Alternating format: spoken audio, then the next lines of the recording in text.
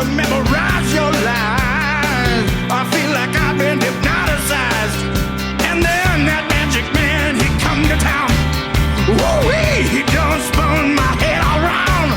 Said recess is in session, 2 and 2 make 5. And now, baby, oh, I'm alive. Oh yeah, I'm alive. And if you wanna be the teacher's man, well, baby, you just better forget it. Rock got no reason, rock got no rhyme. You better get me to school on time.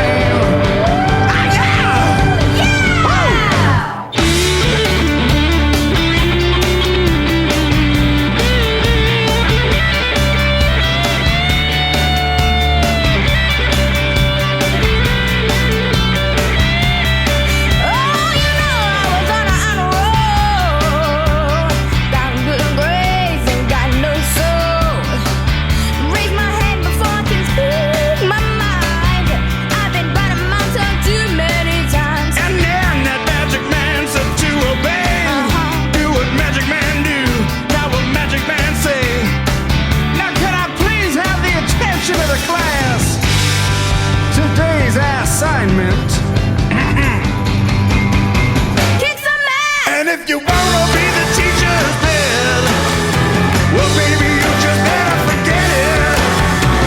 Rock out no reason, rock out no rhyme. You better get me to school on time. And if you wanna be the teacher's pet, well, baby, you just better forget it. Rock out no reason, rock out no rhyme. You better get me to school on time.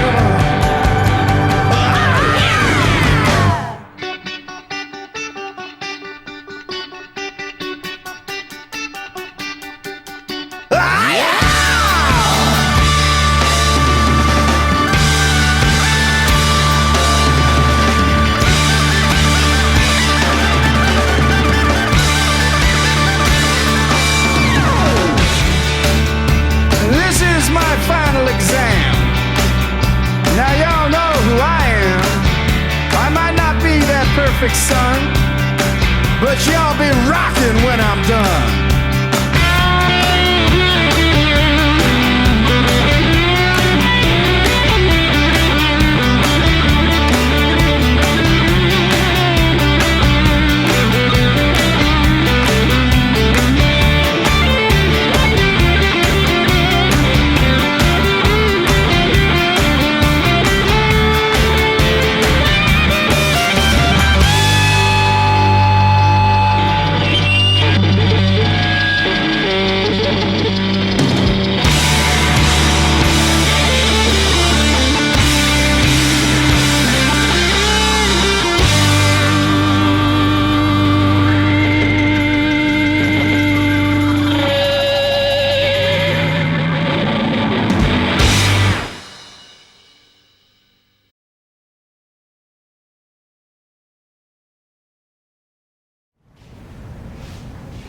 Alright, hello everyone.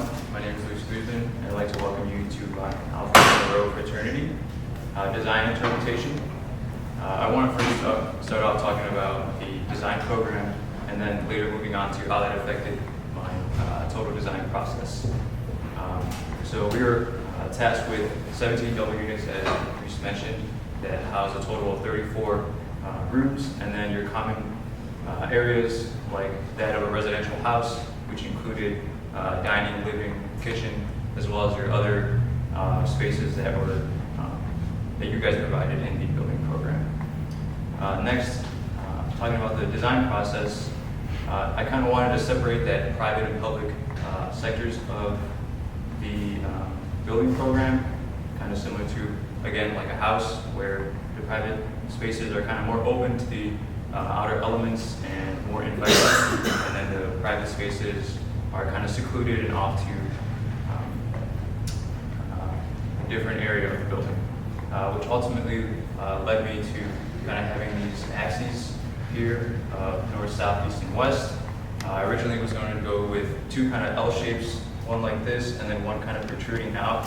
But the problem with that was some rooms kind of lack sunlight, and it wasn't unfair that some dorms had access to the exterior while other rooms didn't. So this kind of led me to flip the second L shape at a 45 degree, giving me a type of cross shape. And as you can see in the floor plan, I have everything. I have a storefront system here facing the southwest, which will capture a lot of sunlight, bringing in that sunlight to the common areas of the living, kitchen, dining, etc. And then kind of want to back up a little bit and talk about the site plan and the overall utilization of it. So we did have an existing parking lot to the north side, which I ended up getting rid of because we had a substantial amount of parking on the west side of the site. So that's where the parking remains. I have some speed bumps here to indicate, people will always be driving like really fast around here, so I felt like the speed bumps were necessary. To the very west side, you can see that I have the pond there, and I incorporated a little type of like pergola/gazebo area with pavement markings to kind of lead your way through if you're exiting the main entrance that would be right here, all the way to the pergola area, as well as a basketball court that kind of brings it more in unison to the entire site. In the site itself, going off of kind of like the axis shapes that I had, on the northwest side I have that grand entrance, which you can see in this render of what you'd be seeing approaching the main entrance of the building there. I have some small seating arrangements, as well as two steel pergolas that kind of act as small little gathering spaces. And there's a lot of vegetation there that kind of brings to light the actual building and makes it really pop with its surroundings. And I think it was a good consideration just because of that hot summer sun that we're going to get in the summer towards the west. And then towards the southwest area, I have a soccer field, and as well as some seating arrangements along the field, and then I have the dumpsters conveniently placed on the corner, just to avoid traffic control in case they wanted to utilize the other spots. And then on the southeast side, I have utilized these existing trees that were already on the site. They were very old and tall in figure, so I figured keeping all those trees and kind of using that as a more secluded area, so that incorporates small seating arrangements as well, which you can see here in this render on the southeast courtyard. And then finally, what we're seeing here on the northeast side is a small little barbecue area with tables, and then because this area right here gets heavily trafficked through this street right there, Douglas Drive, I think it was a good way of incorporating that community aspect where, because there's heavy traffic coming in from that east side, you're able to look out and see the fraternity, everyone's having a good time. We have barbecue and fire pits there.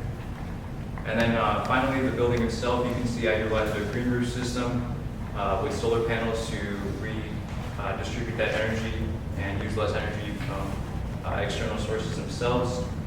And then I have these wooden roof systems that are incorporated to the glue lamp beams that you'll see later in the internal renders. And then finally, these small wooden spaces here that are rectangular in the shape are a reference to one of the old architecture professors, Buckminster Fuller, where he patented a geodesic dome pattern. And I felt it was fitting just because it is accompanied to the university. So I figured that it was a good way to kind of bring it all full circle.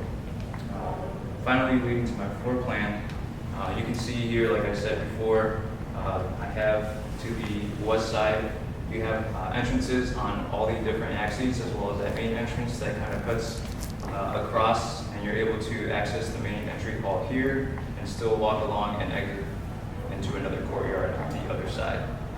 So I have the library on the very west side of the building. Next to that is the chapter room, which is kind of more of a formal living room area. And you actually have the ability to open up the walls kind of like these where they have small slits in them. You kind of can fold them to your desire if you want to close it or have it in open space.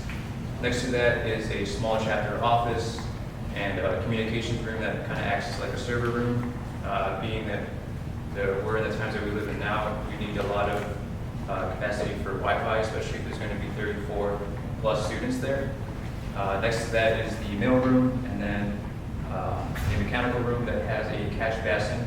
One of the things that we had to incorporate were designed for water, and that catch basin actually utilizes the greener system to collect any of the water that wasn't soaked up by that system to redistribute it as a gray water system to the low flow plumbing fixtures that are utilized in the dorm rooms. After that, I have the just general public bathrooms on each side, and then your laundry rooms towards the end of these corridors there. And then on the north side, I have the dining room, which attracts a lot of light from both the east and west side, which you can see in this render right down here. And following that, I have it leading into the kitchen with an exterior door into that barbecue pit yard for easy access to kind of come in and out when you're hosting big events. Following along this kind of 45-degree axis here from the entry hall, upon entering, you're going to hit a stone fireplace, which around that, when you finally come around to either side, you'll see a less informal living room that takes place, which you can see here in this bottom render, I believe, yes. And then kind of coming off the south and east spaces, I have the contraction and opening of the different dorm rooms here with ADA on one ADA space on each side, so totaling up 2 with 16 other double units that share a bathroom. I decided to kind of push and pull these different units because one, having just one planar wall would kind of be very monotonous, and I wanted to have a very elaborate exterior, and that's kind of what led me to having this push and pull effect with the rooms. And in between the bigger hallways, I have these kind of like meeting pods, which you can see down here in this dorm hallway render, that is kind of like a way to collaborate with your fellow fraternity members. I figured it was very suiting to kind of have that type of meeting pod furniture, only because if it was just a regular dorm room, seeing other people that you don't know is kind of uncomfortable for them to just sit down and talk. But because of the building program itself, considering that all the fraternity members kind of know each other, I figured it was very fitting for a furniture like that. It's a lot more collaborative. And finally, I just want to talk about our renders here. Elevations, you can see the longitudinal section is cutting across the north and south axis here, and then the other axis is getting cut across the circulatory spaces. And you can see how I have a very simplistic yet modern design for this building, and my intent with that was to kind of showcase one, the building features of today's era of building, as well as giving a new look to what a campus building could look like, considering that this campus is pretty aged in terms of their buildings here. So this is kind of my money shot, if you want to call it that. To the very right, I have charging stations with ADA parking lots. These charging stations were incorporated just because we're getting more and more into electric vehicles, so I figured it was very suiting, again, reiterating the fact that this building is trying to push other buildings in the university towards the right direction of modernity. And then you can see here I have the small gathering spaces with just like small picnic tables up in the front, a lot of foliage and paths that you can see on the site plan. From any which way that you come in, you can enter the building via these permeable pavement, whether it's up towards the northwest or the southeast. To the very left, I have the parking lot again with a view of kind of what's happening in the background of that barbecue/fire pit area. Moving down, I have this dorm hallway render again, talking about that space here, that collaborative furniture there, and I also have a rounded roof with a lot of clear stories in each one of these spaces here. And my intent with that was to not have these really long hallways without any natural light. So I managed to get some clear stories in there to bring in a bunch of light, and it also allows for some really cool shadows, utilizing the geodesic pattern on top of the hallways. Next is the southeast courtyard. Again, I have small seating arrangements there that kind of give it a more intimate feeling, utilizing the trees that are on the south end of the site. And then finally, with the living area, you can see it's kind of informal, very open floor plan in that way, with some small seating arrangements of a high top chairs here and then other small couches there with access to and from the other courtyard on the southeast.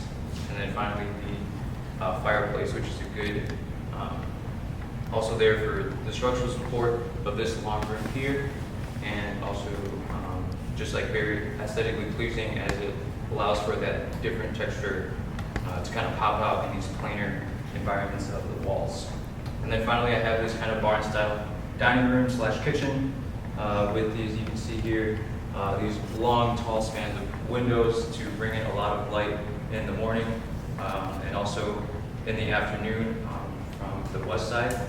You can see there also the utilization of the glue lamp and heavy timber construction running along, and I think that kind of creates for some visual appealing aesthetic to kind of the space that you're entering into, not to mention the sustainability of the wood. I think one last thing that I forgot to mention were the actual building materials, which would happen to be recycled wood that you can see all throughout the building, as well as recycled steel for the curtain wall, or sorry, storefront systems along the different windows. And finally, hempcrete, which is very insulating and it's kind of a different way of incorporating concrete into your design.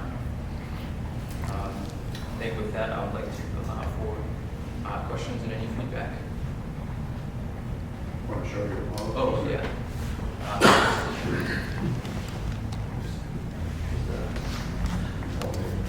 Yeah. Model here. See, I have a nice fine pergola in the very front. And then see where it's the white on the roof is where the green roof system would be, and then the wooden roof systems are right there. This will be the main entrance. Yes, leading directly into the pond. Yeah.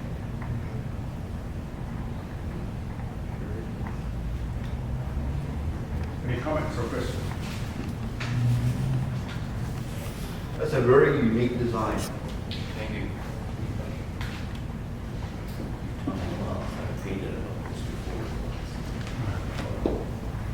Have you researched? It goes along with what we talked about, keeping it as simple, we're trying to stay away from 2 stories for reasons, defense wise. It's very, very nice. I love the broken spaces like you guys did. It's really good.